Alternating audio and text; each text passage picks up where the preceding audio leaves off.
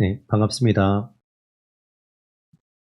이제 5월이죠. 예, 5월은 어린이날도 있고, 어버이날도 있고, 스승의 날도 있고, 뭐 각종 날들이 많아요. 예, 부부의 날도 있죠. 예, 뭐가 있네. 근로자의 날도 있고, 부처님 오신 날도 있고, 뭐 이런 여러 날들이 있습니다. 그래서 뭐 여러분도 마음이 분주할 수도 있고, 또 5월에 결혼식도 많이 하게 되면 그냥 주중에 일하고 주말에 쉬지도 못하고 그냥 계속해서 그냥 바쁜 한 달이 될 수도 있을 것 같아요. 여러분 건강 잘 챙기시고요. 어쨌든 뭐 지출도 좀 많은 달이긴 하지만 여러분의 주머니도 나가는 만큼 또 풍성하게 채워지면 좋겠습니다.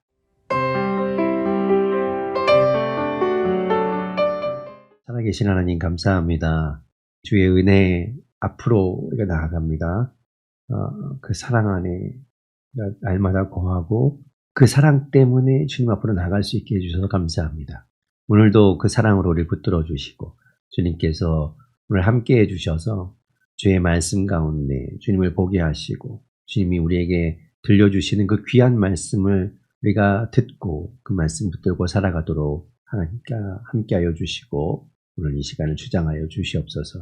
모든 것 주님께 맡깁니다. 이 시간을 온전히 주장하시기를 간절히 기원하오며 예수님의 이름으로 기도드립니다. 아멘. 데살로니가 전서를 먼저 우리가 살펴볼 텐데 왜 데살로니가 전서를 먼저 보는가?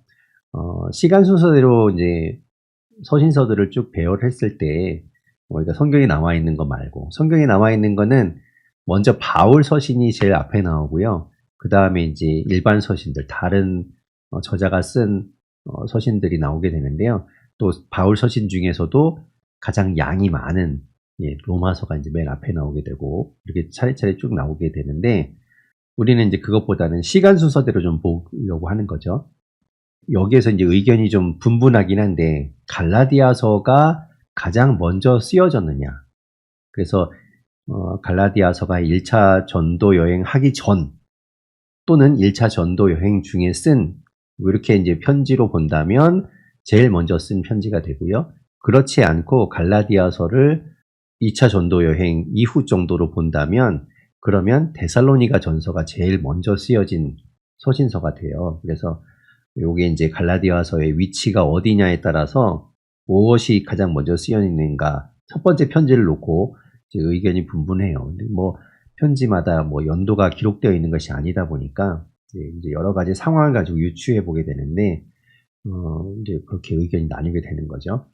그래서 이제 그렇게 갈라디아서가 제일 먼저 쓰여졌다고 보는 이렇게 입장도 있긴 하지만 그냥 저는 이렇게 데살로니가 전서 가장 확실한 거 그냥 그래도 제일 확실한 거 먼저 보자 해서 데살로니가 전서를 보게 되었습니다. 데살로니가 전서 개관을 살펴보게 되면 이제 5장으로 되어 있어요. 전체 5장으로 되어 있고 주제는 예수 그리스도의 재림에 대한 이야기가 나옵니다. 그래서 그 재림에 대해서 바울이 가르쳐 주면서 그 재림의 소망을 가지고 이 땅을 살아가며 계속해서 믿음에 정진하라고 이야기하는 거예요. 성장해 나가라고 그것을 강조하는 내용이죠. 그래서 전체 5장 중에서 1장부터 3장까지는 그 데살로니가 교회를 칭찬하고 격려하는 이야기 나오고 그리고 4장, 5장은 교훈과 권면이 나오게 돼요. 그래서 1장은 살펴보겠지만 뭐 대략적으로 이야기하면 그들의 믿음, 그들이 예수 그리스도를 믿은 것 그리고 그 믿음을 지키고 있는 것에 대해서 칭찬하는 내용이 나오고 두 번째 장, 2장에서는 바울이 사역했던 내용들을 이야기하면서 자신을 좀 변호하는 내용이죠. 바울은 늘 그가 개척하고 그가 함께 있다가 다른 전도 여행을 하기 위해서 다른 곳으로 옮겨가게 되면 그 뒤에 온 사람들 사이에서 여러 가지 바울에 대한 안 좋은 이야기들이 이제 막 나오게 돼요. 그래서 이제 그것 때문에 혼란을 겪는 성도들을 위해서 자기 이야기를 하는 경우들이 많았는데 여기서도 이제 자기 이야기를 좀 합니다. 그리고 3장에서는 이 데살로니가 교회의 소식을 듣고 기뻤다. 뭐 이제 이런 이야기들을 하고 있고 그리고 4장에 가면 이제 권면하고 교훈하는 내용 중에 거룩하라라는 이야기를 하고, 그리고 예수 그리스도의 재림에 대한 이야기를 해줍니다. 그들이 잘못 알고 있던, 때로는 모르고 있던 그 내용을 좀 알려주고, 그러면서 그 예수 그리스도의 재림을 기다리면서 이 땅에서 우리가 어떻게 살아야 할지에 대해서 5장에서 이제 교훈하고 있는 내용이죠. 기록된 장소를 보게 되면 고린도라고 되어 있죠. 2차 전도 여행의 경로를 보게 되면요. 2차 전도 여행에서는 이렇게 이제 이 마게도니아 지역을 들어가게 돼요. 드로아에서 이렇게 에게해를 건너서 이렇게 이제 마게도니아 땅으로 들어가게 되고, 거기에서 데살로니가에 들렸다가 여기에서 쭉 가서 요 아가야 지방에 있는 고린도까지 가게 되죠. 그래서 여기까지 왔을 때, 고린도에서 머물 때에 이 데살로니가 교회를 향하여 쓴 편지가 이 데살로니가 전서입니다. 그래서 2차 전도 여행 중에 쓴 편지이죠. 그리고 쓴 저자는 바울이라고 우리가 보고 있고, 또 수신자는 데살로니가인의 교회라고 1절에서 이야기하고 있습니다. 데살로니가 교회를 향하여 쓴 편지예요. 데살로니가는 잠깐 지도에서도 보았지만 마게도니아 지역의 수도입니다. 데살로니가는 꽤 큰 도시였어요. 그러니까 수도에 해당하는 아주 큰 도시였고, 지금으로 이야기하면 이 지역이, 이 일대가 이 마게도냐와 아가야 지방, 여기 마게도냐, 아가야 요 지방이 전체가 다 그리스 땅입니다. 그래서 그리스에 있는, 지금에는 지명이 테살로니키라는 지명으로 되어 있어요. 그래서 거기가 지금 우리가 이야기하는 데살로니가 지역이 되겠습니다. 데살로니가 전세의 특징을 보게 되면, 말씀드린 것처럼 2차 전도 여행 때 이제 복음을 전파하고 교회를 개척한 이야기가 나오죠. 그 이제 사도행전 17장에서 나왔던 내용인데요. 그리고 나서 그 바울 일행을 이제 배척하는 사람들에 의해서, 유대인들에 의해서 쫓겨나가시피 해서 이제 옮겨가게 되고, 고린도에 있을 때 이 마게도냐에서 온 실라와 디모데의 말을 듣고, 정확하게는 디모데의 이야기죠. 그 뒤에 좀 말씀드리겠지만, 디모데의 말을 듣고 그 데살로니가 교회에 답장하는 내용이네요. 이 데살로니가 전서의 내용입니다. 그리고 바울이 그 데살로니가 교회를 개척하고 나서 이제 핍박받고 박해받는 것 때문에 이제 피하게 되는데, 그렇게 바울은 떠난 이후에 남겨져 있는 데살로니가 교회의 성도들, 그들이 여전히 핍박을 받을 거 아니에요? 그런데 그 가운데서도 믿음을 지키고 있는 것을 칭찬하는 내용이죠. 그리고 예수 그리스도의 재림을 통해서 그들을 위로하고 영적인 성장을 도모하고, 그래서 예수 그리스도의 재림에 대한 자세한 가르침이 이제 나오게 됩니다. 4장, 5장에 걸쳐서 그 예수 그리스도의 재림에 대한 이야기가 나오는데요. 그 예수 그리스도의 재림에 대한 이야기가 이제 신약 성경 가운데서는 그래도 가장 자세하게 기록된 부분이라고 볼 수 있겠습니다. 자, 1절에 보면요. 바울과 실로아노와 디모데는 이라고 이야기합니다. 그러니까 이 세 사람이 지금 같이 있는 거예요. 그런데 여기서 이야기하는 실로아노라는 사람은 누군가 하면 우리가 잘 아는 실라입니다. 2차 전도여행 때 바울과 실라가 같이 이제, 원래는 1차 전도여행에서 바나바와 바울이 같이 동역했는데, 2차 전도여행 할 때 둘이 싸우게 되죠. 마가 때문에, 마가를 데리고 가냐 안 되냐 이것 때문에 싸워서 결국 바울은 실라와 함께 가고, 또 바나바는 마가를 데리고 가게 되는, 그렇게 이제 갈라지게 되는데요.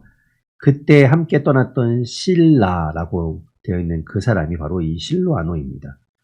바울과 실로아노와 디모데가 지금 이야기하고 있는데, 사실 뭐 이렇게 세 명이라고 되어 있지만 공동 저자라기보다는 바울이 자기와 함께 있는 사람들을 대표해서 이제 이야기하는 거죠.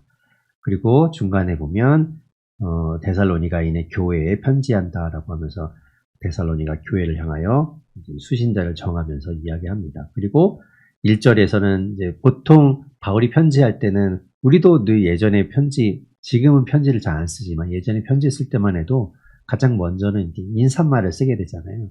그래서 바울의 편지의 대부분, 나중에 또 살펴보겠지만 그렇지 않은 편지도 있어서 대부분은 이제 이렇게 인사말을 하게 되는데요. 그 인사말 중에 대표적인 것이 1절 끝에 있는 은혜와 평강이 너희에게 있을지어다. 그 은혜와 평강을 이야기합니다. 은혜는 이제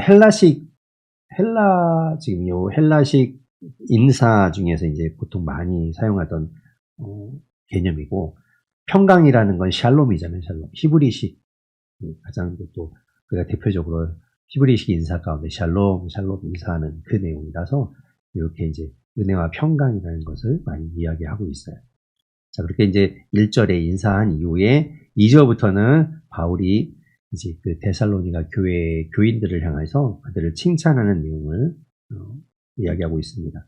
2절에 보면 이제 그가 이야기하는 것은 우리가라고 이야기하죠. 그러니까 1절에서 얘기한 것처럼 바울과 실라와 디모데, 이렇게 이제 바울이 함께 전도 여행하고 있는 이 사람들 이야기합니다. 우리가 너희 모두로 말미암아 항상 하나님께 감사하며 기도할 때 너희를 기억하면, 이 고린도 교회를 생각하면서 기도할 때마다 늘 감사하는 내용이 무엇인가 하면 3절에 이야기한 것처럼 이 데살로니가 교회의 믿음의 역사, 그들이 믿음을 갖게 된 이야기. 이들은 이제 이방인들이잖아요. 근데 이방인들이 예수 그리스도에 대한 복음을 듣고 믿음, 그 사건, 그 놀라운 믿음의 역사, 사건과 사랑의 수고, 서로 사랑하고 또 형제같이 대하는 그 사랑의 수고와 우리 주 예수 그리스도에 대한 소망의 인내, 소망을 가지고 지금을 견디는 것, 핍박 속에서도 견디는 그 인내, 그것을 가지고 감사한다라고 바울이 이야기하고 있어요. 그래서 믿음과 사랑과 소망, 우리가 잘 아는 바울이 이야기하는 믿음과 사랑, 소망, 요 세 가지가 이제 여기에 나오고 있죠. 믿음의 역사, 사랑의 수고, 소망의 인내, 이것을 기억하고 감사하고 있다라고 이야기합니다. 그러면서 5절에 보면 그들이 이제 복음을 전할 때, 이 데살로니가 교회 가서 복음을 처음에 이제 교회가 생기기 전에 전할 때 말로만 한 것이 아니라 그것은 하나님의 역사였고, 그래서 5절에 보면 능력과 성령과 큰 확신으로 되었다라고 이야기하죠. 그러면서 이제 6절부터는 너희가 그 환난 가운데서도, 많은 환난 가운데서도 성령의 기쁨으로 말씀을 받아서 우리와 주를 본받는 자가 되었다. 그러니까 너희가 회심하는 걸 이야기하는 거예요. 너희가 회심하는 것, 그것을 이야기하면서 그것을 통해서 7절에 보면 마게도냐와 아가야에 있는 모든 믿는 자의 본이 되었다라고 이야기해요. 아까 이제 지도에서 보았지만 그리스 전체 지역 가운데 이제 이 데살로니가 사람들의 믿음이 본이 되었다는 겁니다. 8절 중간에도 이야기하죠. 너희 믿음의 소문이 각처에 퍼졌으므로. 얼마나 이 바울이 기쁜지 모르는 거예요. 자기가 복음을 전했고, 그래서 교회가 시작된 그 데살로니가 교회의 성도들이 아주 믿음을 잘 지키고 있다는 것, 그것 때문에 이 바울이 너무나 감사하고 기쁘다는 거죠. 그런데 이제 사람들은 이야기한다는 거예요. 9절, 10절에 보면 우리가 어떻게 너희 가운데로 들어갔는지, 우리가 어떻게 해서 너희에게 가게 됐는지, 그리고 너희가 어떻게 우상을 버리고 예수 그리스도를 믿는 사람이 되었는지, 그리고 하나님을 섬기게 되었는지, 그리고 10절에 보면 또 죽은 자들 가운데서 다시 살리신 그의 아들이 하늘로부터 강림하실 것을 너희가 어떻게 기다리는지를 말하니 이는 장래의 노하심의 소리를 건지시는 예수시니라 라고 이야기하죠. 이 데살로니가 전서에서 이제 예수 그리스도의 재림에 대한 이야기를 한다고 했는데요. 특이한 게 이제 10절에도 보면 그의 아들이 하늘로부터 강림하실 것이라고 이야기하잖아요. 예수 그리스도의 재림에 대한 이야기, 이게 각 장마다 다 나옵니다. 그래서 이제 보시면 뒤에도 보겠지만 각 장의 끝부분에는 꼭 강림에 대한 이야기가 나와요. 그래서 예수 그리스도의 재림에 대한 이야기를 매 장마다 다루고 있습니다. 계속해서 이제 2장을 볼 텐데, 2장에서 이제 어떻게 보면 1장은 서론과 같은 이야기라면 이제 2장부터 이제 본론이라고 볼 수 있겠죠. 1절에 보면 형제들아 우리가 너희 가운데 들어간 것이 헛되지 않은 줄을 너희가 친히 아나니 우리가 너희에게 복음을 전하고 너희 가운데 교회를 세운 것 그것이 헛되지 않다라고 이야기하면서 이제 그 전 이야기를 하는 거죠. 2절에 보면 너희가 아는 바와 같이 우리가 먼저 빌립보에서 고난과 능욕을 당하였으나 하나님의 복을 너희에게 이제 전했다라고 이야기하는데요. 우리가 사도행전에서 보았던 내용이죠. 아까도 말씀드렸듯이 2차 전도 여행에서 드로아에서 이제 이 마게도냐 지방으로 건너가게 되고 거기에서 첫 번째 갔던 곳이 이제 빌립보죠. 여기에서 루디아를 만나잖아요. 자색 옷감 장수 루디아를 만나서 그의 집에서 이제 교회가 시작되게 되고 그런데 이제 빌립보에서 복음을 전하다가 감옥에 갇히게 됩니다. 그리고 감옥에 이제 갇혔는데 옥문이 다 열리고 그러면서 이제 간수를 또 전도하게 되는 이야기 나오는데요. 아무튼 그 빌립보를 거쳐서 이제 데살로니가를 가게 되는 요 여정 가운데 사실은 순탄하진 않았죠. 핍박이 이제 시작되었어요. 마찬가지로 데살로니가에서도 마찬가지고 그렇게 이제 그 이야기를 하고 있는 겁니다. 2절에서 빌립보에서 고난과 능욕을 당하였으나 우리 하나님을 힘입어 하나님의 복음을 너희에게 전하였다라는 이야기를 2절에 하고 있는 겁니다. 그러면서 이제 3절부터는 우리가 전하는 것, 우리의 권면은 간사함이나 부정에서 난 것이 아니요 속임수로 하는 것도 아니라라고 이야기해요. 이 왜 바울이 갑자기 이 얘기를 할까?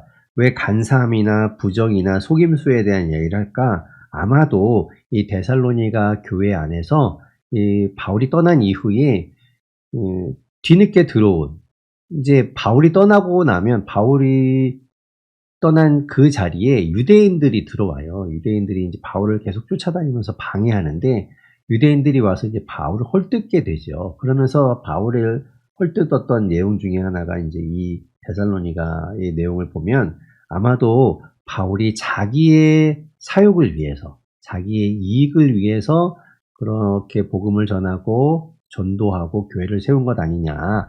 이제 그렇게 이야기하는 사람들이 있었던 것 같아요. 그래서 이제 이 바울이 그것에 대해서 이제 자기 변론을 하고 있는 거죠. 간사함이나 부정에서 난 것이 아니고 속임수로 하는 것 아니다. 내가 뭐 속이고자 그런 것 아니다. 그러면서 4절에 이야기하는 것은 사람을 기쁘게 하는 것이 아니라 우리는 하나님을 기쁘게 하려고 그런 일들을 하는 것이다 라고 이야기해요. 그리고 5절에 보면 우리가 아무 때에도 아첨하는 말이나 탐심의 탈을 쓰지 않았다라고 이야기하죠. 그러니까 이런 이야기는 누구에게 잘 보이기 위해서 그리고 우리의 욕심을 위해서 복음을 전하거나 교회를 세운 것이 아니다라고 이야기하고 있는 거예요. 하나님을 기쁘게 하려고 하나님의 명을 따라서 하는 것이지 사람을 기쁘게 하거나 사람에게 잘 보이거나 우리의 이익을 위해서 하는 것이 아니다라고 이야기하죠. 6절 끝에도 말하지 않습니까? 사람에게서는 영광을 구하지 아니하였노라. 그리고 우리가 7절에 말하기를 그리스도의 사도로서 마땅히 우리가 뭔가 권위를 주장하거나 우리의 뭐 어떤 이익을 주장할 수 있었지만 우리는 그러지 않았다라고 이야기하고 있어요. 9절 끝에 이렇게 이야기하죠. 밤낮으로 일하면서 너희에게 하나님의 복음을 전하였다라고 이야기하고 있어요. 자기의 이익을 위해서 한 것이 아니라 할 수 있으면 자비량으로 내가 일하면서 복음을 전하였다라고 이야기하죠. 사도 바울은 어떤 일을 하면서 복음을 전했었나요? 천막 만드는 기술이 있었어요. 천막 만드는 기술자였던 것을 우리가 사도행전에서 본 적이 있죠. 네, 사도행전 18장 3절에 그런 얘기 있죠. 생업은 천막을 만드는 것이었다. 그래서 이제 브리스길라와 아굴라를 만났을 때도 그들과 같이 고린도에서 천막을 만들면서 생업을 이어갔었다는 이야기를 하는데 요 데살로니가 전서가 또 고린도에서 마침 요때 이제 있었던 일이죠. 그렇게 이제 바울은 사실은 내가 어떤 뭐 뒷돈을 챙기거나 아니면 내가 누군가를 기쁘게 하기 위해서 사람을 위해서 했다기보다는 내가 바라는 것 없이 모든 것 다 내려놓고 내가 할 수 있는 한 내가 일하면서 그러면서 복음을 전했다. 나는 이익을 바란 것이 아니다라고 이제 자기 이야기를 하고 있습니다. 그러면서 12절에 보면 이야기죠. 자기 너희를 부르사 자기 나라와 영광에 이르게 하신 하나님께 합당히 행하려 하려 합니다. 하나님께 하나님을 기쁘게 해드리고 하나님께 합당하기 위해서 자기가 복음을 전하고 그 일을 하고 있다는 걸 밝히고 있는 거죠. 그리고 13절부터 16절까지는 이제 그들이 이제 아까 얘기했듯이 바울이 떠나고 계속된 그 핍박이 있었잖아요. 그 핍박을 견디면서 아마도 그들 안에는 믿음을 잘 지키긴 했지만 흔들리는 사람이 있겠죠. 사람들이 있을 거예요. 그러면서 왜 우리가 예수 믿어서 괜히 예수 믿는 것 때문에 이렇게 고난을 받고 힘들어야 되냐라고 생각하는 사람들도 있었을 거예요. 그래서 이제 13절부터 16절까지 바울이 그런 이야기를 하는 겁니다.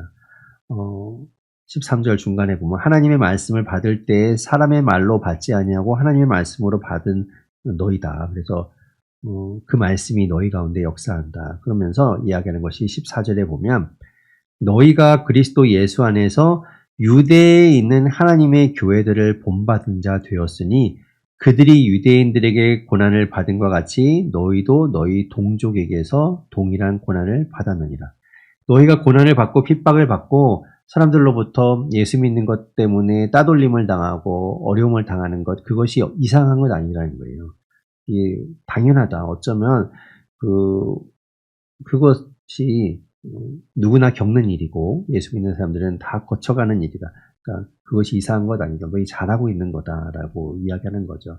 오히려 유대인들, 그렇게 너희를 핍박하고 너희에게 이상한 이야기하고 너희를 힘들게 하는 유대인들이 나쁜 거지 너희가 잘못하는 건 아니고 너희는 잘하고 있는 거다라고 이야기하는 거예요.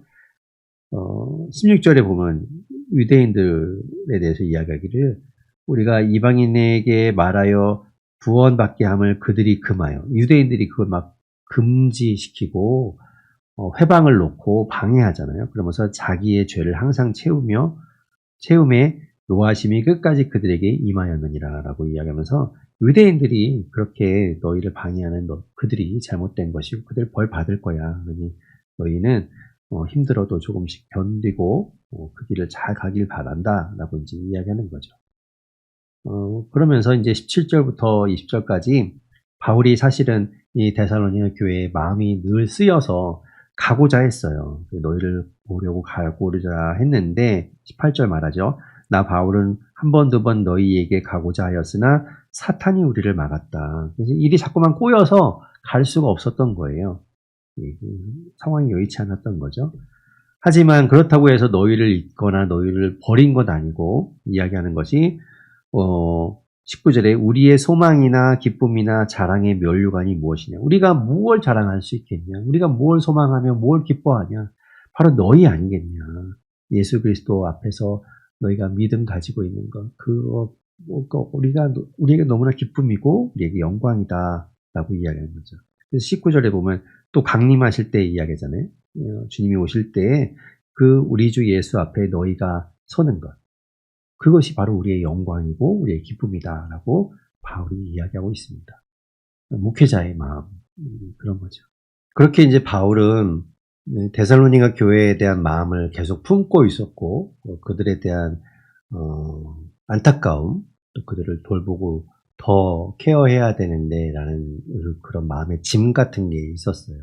그러다 보니까 이제 자기가 가고 싶었지만 갈 수 없었죠. 그래서 대신에 어떻게 하는가 하면 3장 1절에 이제 그가 이러므로 우리가 참다 못하여 우리만 아덴에 머물기를 좋게 생각하고 2절에 우리 형제 곧 그리스도의 복음을 전하는 하나님의 일꾼인 디모데를 보내노니, 이 디모데를 그래서 보내게 되죠. 바울이 자기는 못 가는데 대신에 디모데를 데살로니가 교회에 보내요. 그래서 그들을 좀 케어하고 같은 동역자인 디모데를 보내서 그들의 믿음을 좀 세워주고 그들이 잘 믿음 생활할 수 있도록 케어한 다음에 그 디모데가 돌아올 때 데살로니가 교회에 문제가 없는지 또 여러 가지 것들을 체크하려고 이제 디모데를 보내게 되죠. 여기 보면 이제 하나님의 일꾼인 디모데를 보내노니라고 되어 있어서 지금 이 편지를 쓰면서 마치 디모데를 보내는 것처럼 현재 시점으로 번역이 되어 있는데요. 사실은 이게 이제 과거형입니다. 그래서 원문에 보면 과거형으로 되어 있어요. 그러니까 그래서 디모데를 보냈었다라는 이야기죠. 그 보낸 이유가 이제 그 뒤에 나와요. 이는 너희를 굳건하게 하고, 그리고 너희 믿음에 대하여 위로하고, 3절에 아무도 이 여러 환난 중에 흔들리지 않게 하려 함이라. 그래서 이제 디모데를 보냈다라고 이야기하는 거죠. 디모데가 가서 그랬겠죠. 데살로니가 교회의 성도들을 잘 케어하고 그들의 믿음이 흔들리지 않도록 환난과 핍박 가운데 있음에도 그들이 잘 믿음 지킬 수 있도록 그들을 세워주었을 거예요. 그리고 나서 이제 디모데가 다시 이제 돌아오게 되는 거죠. 사도행전에 보면 사도행전 이 이야기가 이제 17장, 18장에 나오는 이야기인데요. 그 이야기를 우리가 기억하고 있지만 여러분 기억하시는 그 내용과 이 내용이 살짝 다릅니다. 그래서 보시면 사도행전 17장에서는 데살로니가에서 복음을 전하다가 이제 그 데살로니가에 있는 사람들이 이제 바울을 핍박하게 되고 바울을 잡으려고 하다가 바울을 못 잡고 바울이 머물고 있던 야손의 집에 사람들을 잡아다가 막 난리를 쳐요. 그러면서 이제 바울 일행들이 이제 그 데살로니가를 빠져나오게 되거든요. 그래서 17장에 보면 13절에 데살로니가에 있는 유대인들이 그 베레아로 떠난 바울 일행을 따라옵니다. 그래서 쫓아오면서 또 막 못 살게 굴어요. 13절에 나오는 것처럼 베레아에서도 그들이 이제 와서 소동을 벌이게 되죠. 그래서 이제 베레아를 또 떠나요. 떠나는데 그때 14절에 보면 거기에 있던 사람들이 바울을 혼자 배를 태워서 보내게 이제 아테네로 먼저 보내게 됩니다. 그리고 14절에 보면 실라와 디모데는 베레아에 머무르러요. 그래서 이제 바울만 급하게 이제 배를 타고 아테네로 가게 되고 아테네에서 이 실라와 디모데, 실루아노와 디모데가 오기를 기다립니다. 그렇게 이제 기다리고 있는 거죠. 그리고 나서 18장에 가면 아테네를 떠나서 바울이 고린도에 이르렀을 때에 아까 본 것처럼 5절에 실라와 디모데가 마케도니아로부터 내려와서 이제 고린도에서 비로소 만난 것처럼 이야기가 되어 있어요. 그러니까 이제 여기에서 보면 고린도에서 지금 이 편지를 쓰면서 3장 1절에 보면 아데네에 있을 때 뭐예요? 디모데를 보냈다고 했잖아요. 근데 아까 아덴에서 사도행전에서는 아덴에서 실라와 디모데를 기다리는데 이제 빨리 오라고 얘기하는데 거기서 만난 게 아니라 고린도에서 만난 것처럼 이야기하잖아요. 그래서 서로 이야기가 좀 다르잖아요. 그런데 다른 이유는 사실은 이게 이제 사도행전은 누가 썼는가 하면 누가가 썼죠. 누가 썼는가 하면 누가가 쓴 겁니다. 누가가 썼는데 누가는 바울과 함께 이제 나중에 동역하게 되죠. 처음부터 함께 한 사람이 아니에요. 그러니까 바울이 그 전에 전도 여행에서 했던 이야기들을 대략적으로만 알고 있죠. 그리고 바울에게 아마 전해 들었을 거예요. 그러니까 그때 상황을 자세하게는 잘 모릅니다. 그런 상황 가운데 쓴 것이 이제 이 17장, 18장이에요. 그런데 이 바울은 직접 자기가 디모데전서 3장에서 이야기하고 있으니까 이 디모데전서 3장의 이야기가 맞는 거죠. 그래서 그 이야기를 같이 섞어서 이제 맞춰보게 되면 아마도 데살로니가에 있다가 베레아로 가게 되고요. 베레아에서 배를 타고 바울이 아테네로 가서 여기서 이제 기다리고 있을 때 이때에 실라와 디모데를 빨리 좀 데리고 오라고 했는데 아마 그때 온 것 같아요. 와서 이 아덴에서 실라와 디모데를 만나고 바울이 디모데를 이제 데살로니가 교회에 보내게 되는 거죠. 여기서 이제 베레아에서 이렇게 육로로 아마 오든지 뭘로 왔을 텐데 바울이 데살로니가로 디모데를 보내게 됩니다. 그리고 신라는 여기 아마 이 마게도니아 지역에는 아마도 빌립보 지역으로 보냈을 것 같아요. 그래서 요 마게도니아로 해서 신라를 이쪽으로 보내게 돼요. 그리고 바울은 아덴에서 이제 고린도로 가게 되는 거죠. 그리고 이 두 사람이 오기를 이제 고린도에서 기다리다가 만나게 되는 겁니다. 그러니까 중간에 아덴에서 그 두 사람을 파송한 이야기, 만나고 파송한 이야기가 사도행전에서는 빠져 있는 거예요. 그 이야기가 빠져 있고, 요 데살로니가전서 3장에서 바울이 그 이야기를 하고 있는 겁니다.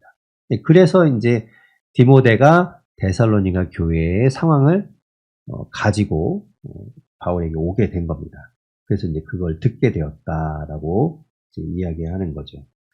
그래서 6절 보면 이제 데살로니가전서 3장 6절에 보면 이제 디모데가 너희에게로부터 와서 너희 믿음과 사랑의 기쁜 소식을 우리에게 전하고 또 너희가 항상 우리를 잘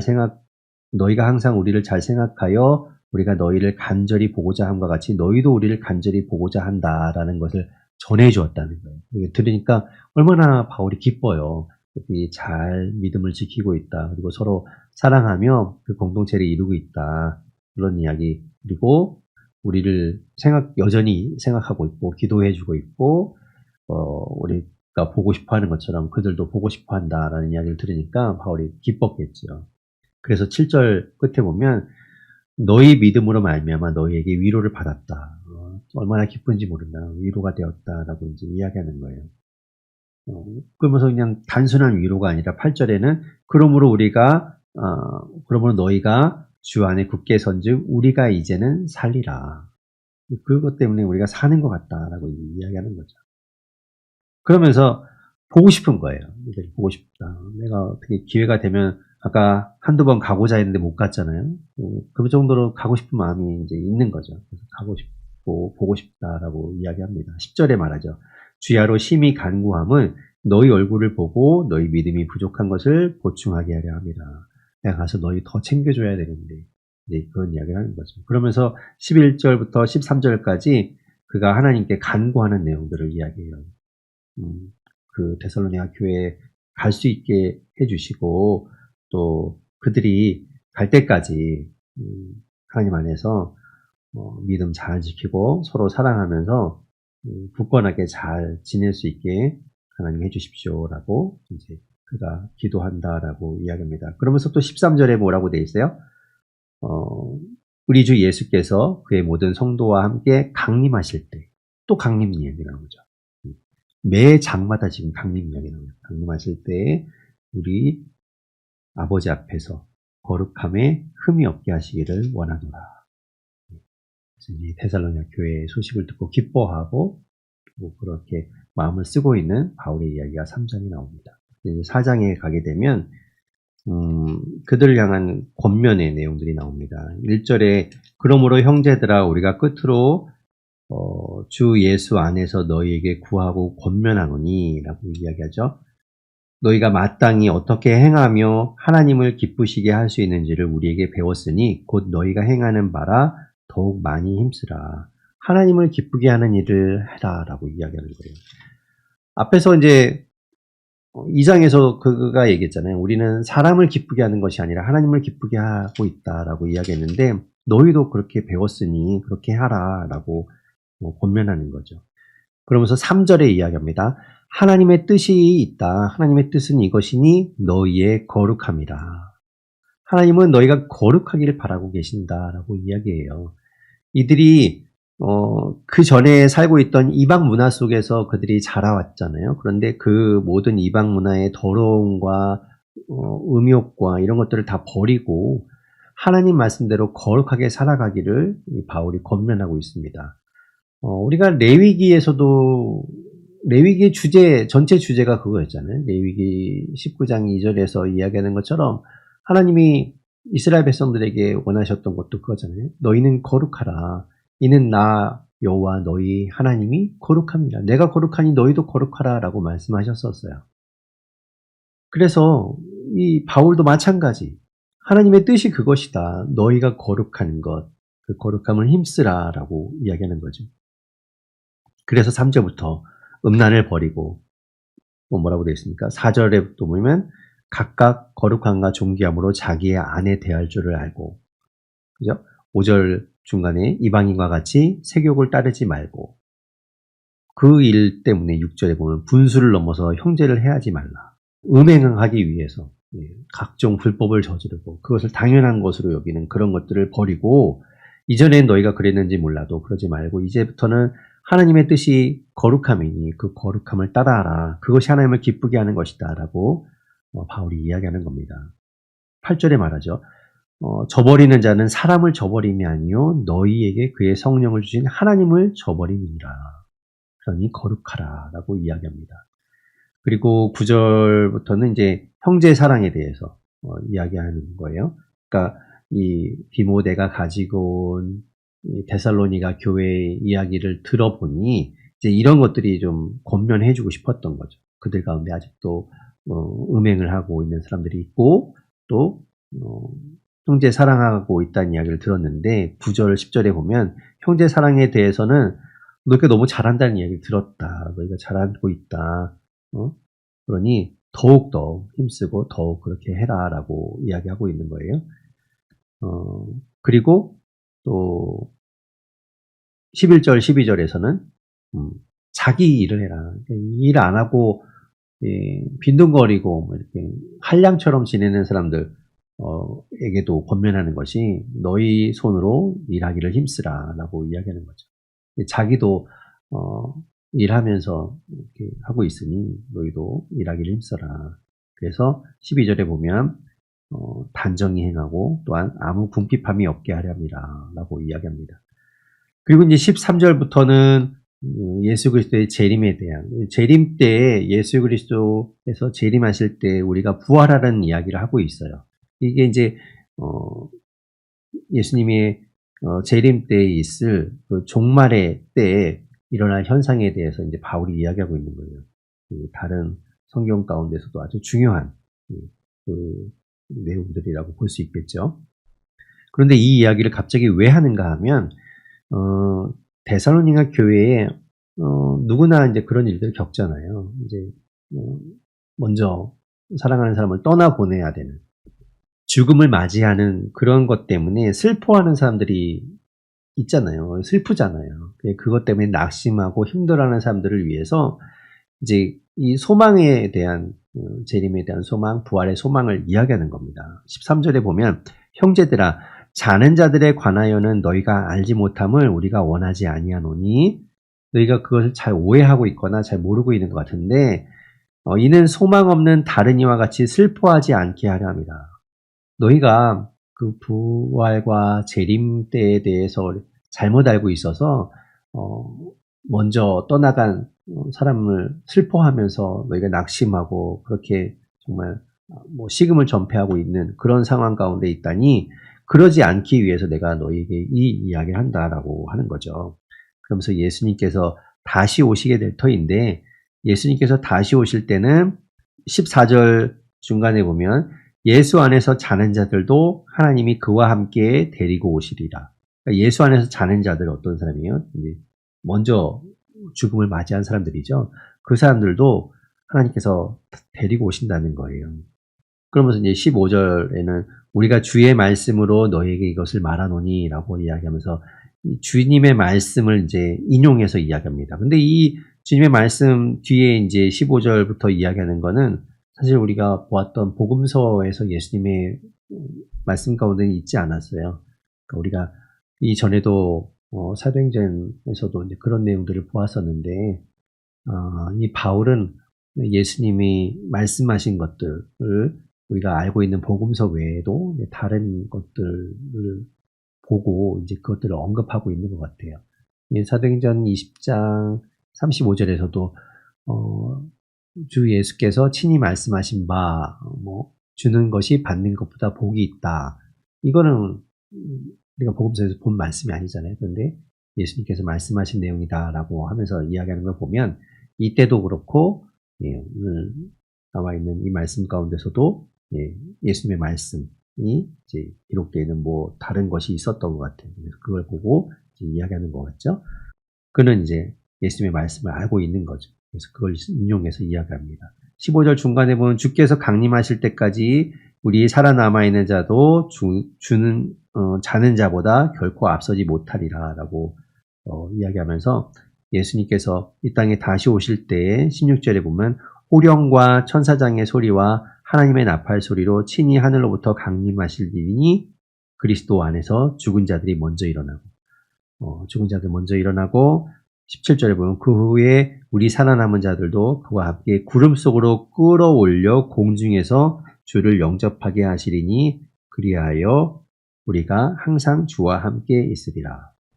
이게 이제 우리가 이야기하는 휴거라고 부르는 거죠. 예, 이게 쫙 하늘로 올려지는 걸 이야기해요. 예, 그러니까 주님이 오실 때 이런 현상들이 있게 될 거라고 이야기하는 거예요. 그러니까 결국에 뭐예요? 이 지금 13절 끝에서 소망 없이 다른 이와 같이 슬퍼하는 사람들, 예, 죽음 때문에 슬퍼하는 사람들을 위로하면서 그것이 끝이 아니야. 이제 다시는 못 보는 게 아니라 우리가 주님께서 다시 오실 때 함께 다 부활하게 될 것이고 그러면 그때 다시 또 만나게 될 거야. 그리고 영원히 주님과 함께 우리는 항상 함께 있게 될 거야 라고 이야기하는 거죠. 그러면서 그것이 소망이 되고 위로가 될 거라고 이야기하는 거예요. 18절에 보면 그러므로 이러한 말로 서로 위로하라 라고 이야기합니다. 자, 그렇다면 우리가 그렇게 주님께서 재림하시게 될 것을 소망하고 부활의 소망을 가지고 있는 우리가 어떻게 살아가야 할까? 그것이 이제 5장에 나오는 내용이에요. 5장 1절에 보면 형제들아 때와 시기에 관해서는 너희에게 쓸 것이 없다. 왜냐하면 바울도 그때가 언제인지 모르잖아요. 예수님께서 재림하시는 때가 언제인지는 아무도 모르지 않습니까? 그러니까 그것을 쓸 수는 없는데 어쨌든 2절에 보면 주의 날이 밤에 도둑같이 이룰 줄을 너희 자신이 자세히 알기 때문이다. 우리가 다 알죠. 주님이 언제 오실지는 모르지만 그날이 이르게 될 텐데 그때 닥치게 될 것. 그러니까 미리 그날을 알 수 없기 때문에 우리는 준비해야 된다는 걸 이야기하는 거예요. 3절에 보면 평안하다, 안전하다, 괜찮다라고 그럴 때에 임신한 여자가 해산의 고통이 이른과 같이 멸망이 갑자기 그들에게 이르니 결코 피하지 못하리라. 그러니까 어떻게 될까요? 우리는 준비해야 된다.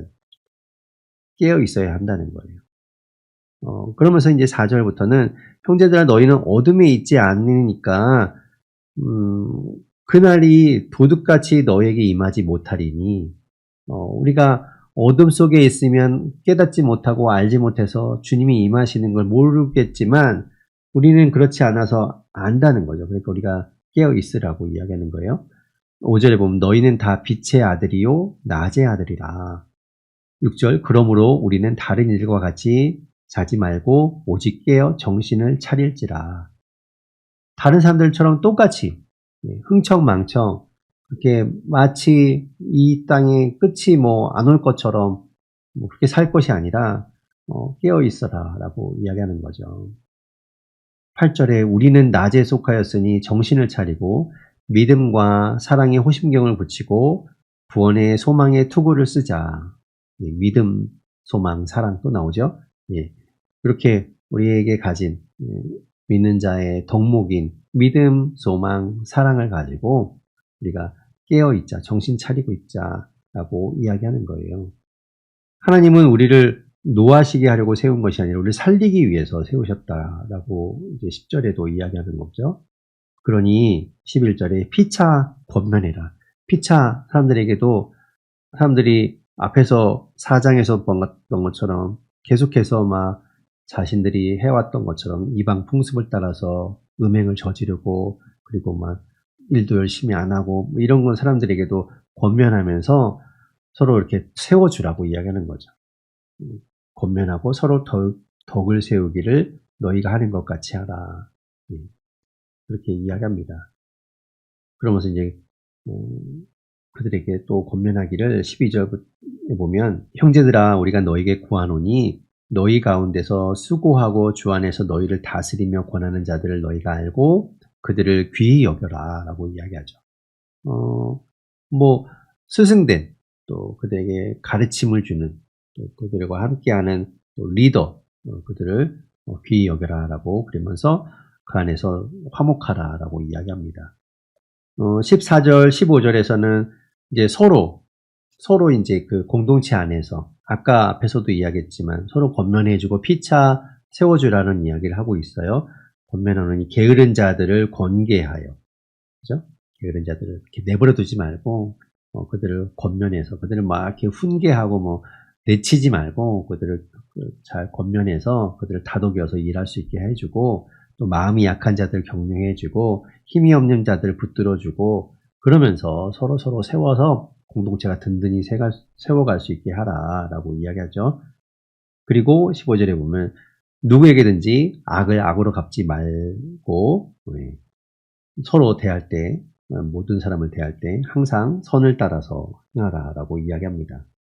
그리고 이제 16절부터는 이제 뭐 서로라기보다는 이제 각자 개인적으로 너희 스스로 이렇게 자기 자신을 하나님 앞에 세우라고 이야기하는 거죠.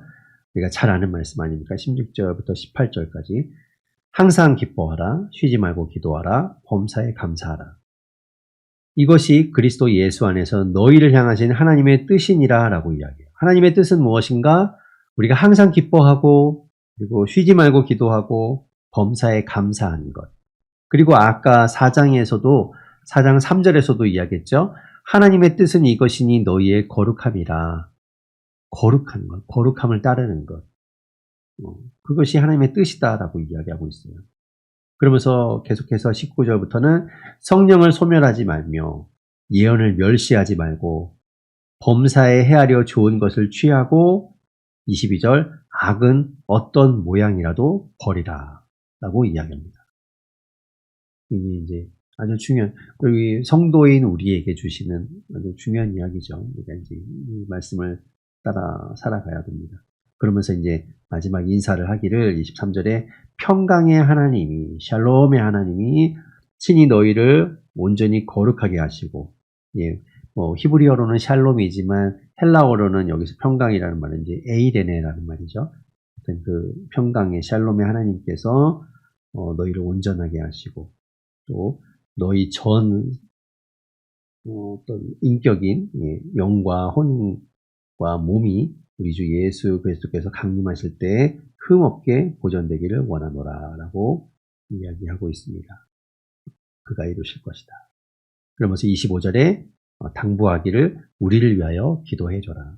우리를 위해서 기도하라 라고 이야기하고, 26절, 27절에는 거룩하게 입맞춤으로 모든 형제에게도 문안해서 이 편지를 읽어주고 같이 나누고, 지금 이 이야기는 하나님의 뜻을 너희에게 전하는 것이니 너희가 그것을 서로 잘 전해주어서 모두가 이렇게 서로 세워져 가는 공동체가 되기를 바란다는 거죠.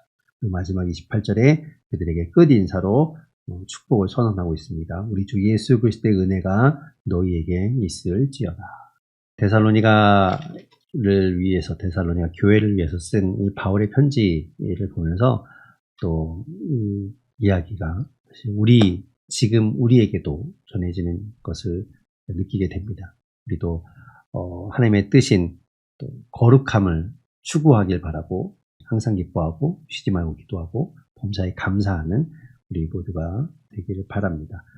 감사합니다. 하나님. 바울이 데살로니가 교회를 칭찬했습니다. 그들이 믿음을 지키고 있는 것, 흔들리지 않고 어려움 속에서도 믿음을 잃지 않는 것, 그리고 서로 사랑하며, 그리고 주님께 대한 소망을 가지고 어려움들을 잘 이겨나가고 있는 걸 칭찬했습니다. 하나님, 우리도 그런 칭찬 받고 싶습니다.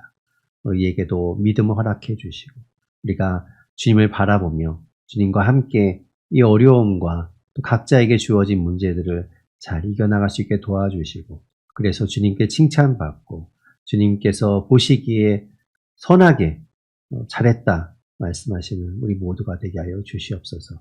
하나님, 우리의 삶 가운데 늘 은혜 베풀어 주십시오. 평강의 주님께서 우리와 함께 하여 주십시오. 모든 것 주님께 맡깁니다. 주님 홀로 영광 받아 주시옵소서. 예수님 이름으로 기도드립니다. 아멘.